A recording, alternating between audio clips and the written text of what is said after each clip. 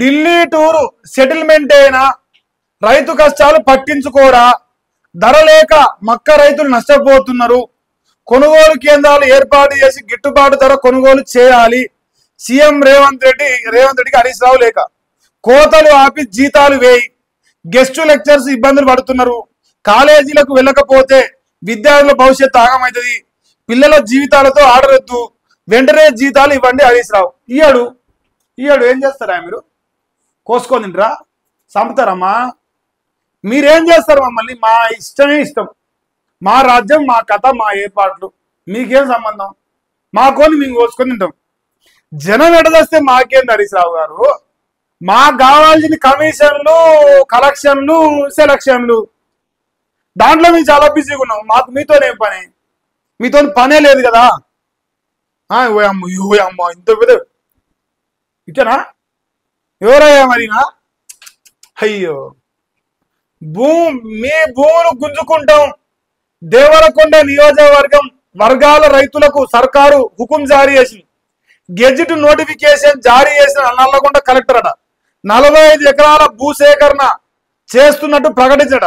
గత 60 నుంచి 70 సంవత్సరాలుగా ఆ భూములు సాగు చేసుకుంటున్న అన్నదాతలు కిష్టాన్పల్లి చెల్లగూడ నిర్వాసితులకు R&R కోసం ఈ భూములు కేటాయించిన ప్రభుత్వం ఆందోళన వ్యక్తం చేస్తున్న వర్గాల రైతులు అని చెప్పేసి వస్తుంది. వాళ్ళంతా భూస్వాములు కాదు, అందరూ చిన్న సన్నకారు రైతులే. అందులోనూ వారంతా వడ్డెర, ముదిరాజు, యాదవ, మాదిగ సామాజిక వర్గాలకు చెందిన అన్నదాతలు. వారికి ఉన్నది అర్ధెకరం, ఎకరా, 2 ఎకరాల భూములే. ఆ భూములపై ఇప్పుడు ప్రభుత్వం కన్నుబడింది. ఒక దగ్గర ప్రాజెక్టు కింద భూములు, ఇండ్లు కోల్పోయిన వారి కోసం ఇక్కడ ఈ పేద బక్క చిక్కిన రైతుల భూములు లాక్కోవాలని చూస్తుంది. రేవంత్ రెడ్డి సర్కారు ప్రభుత్వ నిర్ణయాన్ని వ్యతిరేకిస్తూ ఆందోళన బాటపడ్డారు నల్గొండ జిల్లా దేవరకొండ నియోజకవర్గం చింతపల్లి మండలంలోని వర్గాల రైతులట. ఏమి నాయన, ఏం లేదా మరి భూములు? ఇప్పుడు ఆ కిష్టాంపల్లి, ఇటు పోతే చెర్లగూడెము, ఆ ప్రాజెక్టులు మా మునుగోడు కాన్స్టిట్యూన్సీలో ఉన్నాయి. సంతోషమే, వాళ్ళకి ఇల్లు కట్టి అనుకుంటూ కూడా సంతోషమే. కానీ మళ్ళా వంది గుంజుకొని ఇచ్చేయండి. ప్రభుత్వ భూమి మస్తుగా ఉంది కదా. ఇప్పుడు భూములు తెగనమ్ముతానికే దొరుకుతుందా ప్రభుత్వ భూమి? భూములు తెగనమ్మి 100 కోట్లకు మాత్రం దొరుకుతుంది, కానీ ఓ పేదోడికి ఇస్తాను మాత్రం దొరకదా? పేదోడు బతాడు కదనే. ఇప్పుడు నల్గొండ జిల్లాలో ఉన్న మునగాళ్ళైన ఎమ్మెల్యేలు, మునగాళ్ళైన మంత్రులు మరి భూములు ఇస్తే ఏమవుతుంది? మా మునగాడైన రాజన్నకు భూములు లేవా? మా మునగాడైన రాజన్న కాడ పైసలు లేవా? గవర్నమెంట్ స్థలాలు లేవా? కలెక్టర్లు కనిపిస్తలేవా? కళ్ళు మింగినాయా?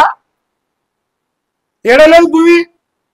గా భూమే కావాల్సి వచ్చినది, పేదోళ్ళకి ఇచ్చిన భూమే కావాల్సి వచ్చినది. ఎందుకు బలిసిన భూమి ముట్టుకునే దమ్ము లేదా?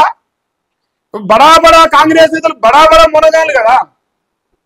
మరి మా మునుగోడు ప్రాంతంలో, మా చెలగూడెం ప్రాంతంలో, మా మరుగుడ మండలంలో బడాబడా కాంగ్రెస్ నాయకుల భూములు ఇస్తే ఏమవుతుంది? అయ్యొద్దా? ఆ రాజన్న ఆడికి దమ్ము లేదా? రాజన్న దమ్మున్న ఎమ్మెల్యే కదా, మరి ఆడ భూములు ఇప్పలేడా? వాడిని నేను తీసుకపోయి చింతపల్లి మొదలైతే బతాడు. మీరు చెప్పురా, ఇప్పుడు మీ సొంత ఊళ్ళో ప్రాజెక్ట్ వచ్చి భూమి పోయింది, ఆ పక్కుళ్ళే బతారా? 10-20 కిలోమీటర్ దూరం పోయి బతారా? మీరు పక్కుళ్ళే బతారు కదా. ఏం రాజన్న గారు మరి అద్దెలో అసోయి లేదా? నేను పోయి ఇస్తారు, మళ్ళీ ఆడి పోయి పేదోని గుంజుకుంటారు. ఒక పేదోని కాడ గుంజుకొని ఇంకో పేదోనికి ఇస్తే సంసారం అవుతుంది, సకమైన పని అవుతుంది. సిగ్గిలేకపాయ కొంచెం అన్నా.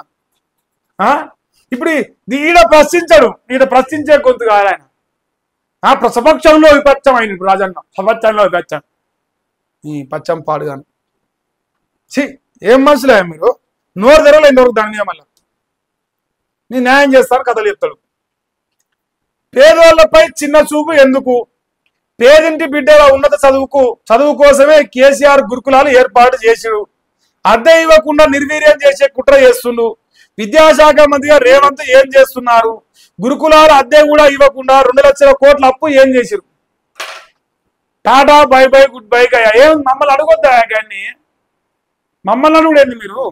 మేము ఏమైనా చేస్తాం, మాది ఇందిరమ్మ రాజ్యం, మాది చీకటి రాజ్యం, మేము ఇంతే. మీరు ఏం చేస్తారా?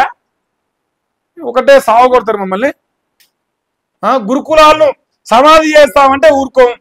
సర్కారుపై కేటీఆర్ ఆగ్రహం. ఇప్పుడు మేము గురుకులాలకు పైసలు లేవు, నిరుద్యోగులకు ఉద్యోగాలు ఇస్తానికి పైసలు లేవు, అదే రకంగా ఫీజు రియంబర్స్మెంట్ ఇస్తానికి పైసలు లేవు, ఇటు పోతే ఆరోగ్యశ్రీకి పైసలు లేవు. కానీ దొబ్బితింటానికి మాత్రం పైసలు ఉన్నాయి, ఢిల్లీకి మోస్తానికి పైసలు ఉన్నాయి.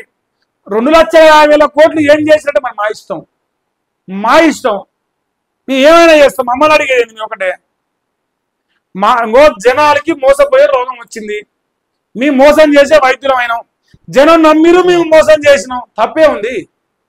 ఇక మళ్ళీ ఈ పథకం ఇవ్వలేదు, ఆ పథకం ఇవ్వలేదు, ఈ పని చేయదంటే మీ చేయమనే చెప్తుంది, మీ దొంగలమనే చెప్తుంది. నేడు బీఆర్ఎస్ చెలో బస్ భవన్ అట, ఆర్టీసీ ఛార్జీల పెంపుపై నిరసన. ఆర్టీసీ బస్సులో బస్ భవన్ కు నేతలు. రేతి ఫైల్ నుంచి బస్సులో వెళ్లిన కేటీఆర్, మెహదీపట్నం నుంచి హరీష్ రావు, ఇతర ప్రాంతాల నుంచి మరికొంతమంది లీడర్లు ఆర్టీసీ ఎండీకి వినతి పత్రం ఇవ్వాలని పోతారు. ఒకడికి ఇంక అయిపోయింది. ఇలా మొత్తం కేసులే, ఇలా బస్ భవన్కి పోతే మొత్తం కేసులే అయితే కేసులు అరెస్టులు, లాఠీ చార్జీలు, ఇదే జరుగుతుంది. ఏ సమయం పోతారా మరి మీరు? జర జాగ్రత్త అయ్యో, మన ముందే మా కాంగ్రెస్ అంటే ఇంత దొంగల పార్టీ అది.